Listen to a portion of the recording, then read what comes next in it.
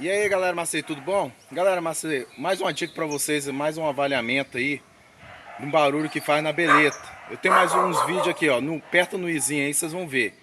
A gente vai fazer outro modelo aqui. O que eu vou fazer aqui, nesse carro aqui? Nesse carro aqui é um prisma, Olha aqui pra vocês verem.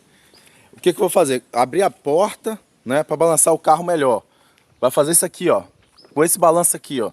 Meu irmão vai fazer esse movimento, tá?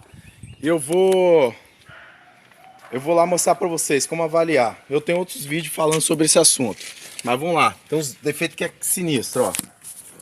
Ó, ele vai fazer lá e tá balançando o carro, ó. Como vocês podem ver, tá balançando. O que eu vou fazer? Eu vou segurar a beleta aqui, ó. Outra forma de avaliar a beleta, ó.